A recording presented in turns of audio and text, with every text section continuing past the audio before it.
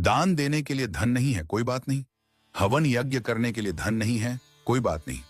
भंडारा करने के लिए धन नहीं है, कोई बात नहीं। किसी भूखे को खाना खिलाने के लिए धन नहीं है, कोई बात नहीं। लेकिन जो मैं आपको बता रहा हूं, यदि आपने यह कर लिया तो ईश्वर आपसे प्रसन्न हो जाएंगे। एक बार की बात है, एक गरीब महिला बस में चढ़ी। उसके कपड़े पुराने और फटे हुए थे, बाल बिखरे हुए थे और शरीर से वह कमजोर लग रही थी। जैसे ही उसे बस में सीट मिली, वह चुपचाप जाकर बैठ गई।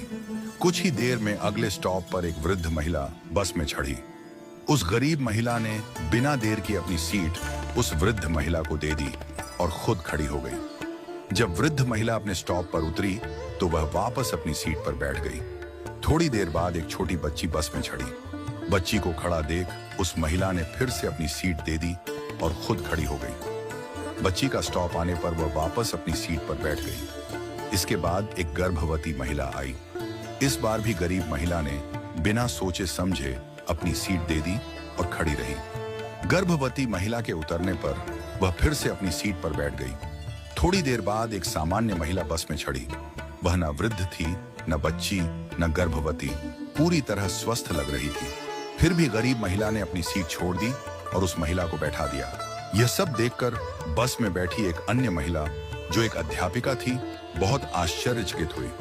उसने सोचा, वृद्ध महिला, बच्ची और गर्भवती महिला के लिए सीट छोड़ना समझ में आता है, लेकिन एक सामान्य महिला के लिए बार बार सीट छोड़ने का क्या कारण हो सकता है। जब बस अपने आखिरी स्टॉप पर पहुंची तो अध्यापिका ने गरीब महिला से पूछा, बहन, मैंने देखा कि आप बार बार अपनी सीट दूसरों को दे देती हैं।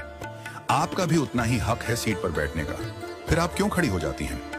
गरीब महिला मुस्कुराई और बोली, मैडम, मैं दूसरों के घरों में बर्तन साफ करती हूँ, खाना बनाती हूँ, झाड़ू पोछा करती हूँ। मेरे पास अधिक धन नहीं है कि मैं किसी को दान दे सकूं, भंडारा कर सकूं, हवन यज्ञ कर सकूं या किसी भूखे को भोजन करवा सकूं।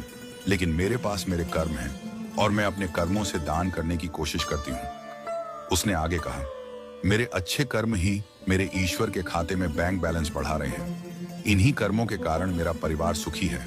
मेरे बच्चे पढ़ाई करते हैं, मेरा पति मेहनती और समझदार है। हमारे पास बहुत अधिक नहीं है, पर जो है उसमें हम खुश हैं।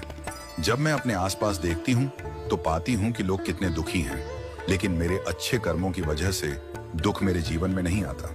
उस महिला की बातों से अध्यापिका की आंखों में आंसू आ गए। उसने कहा, मैं स्कूल में बच्चों को शिक्षा देती हूँ, पर आज असली शिक्षा तो तुमने मुझे दी है। आज से तुम मेरी शिक्षिका हो। तुम्हारा बहुत बहुत धन्यवाद।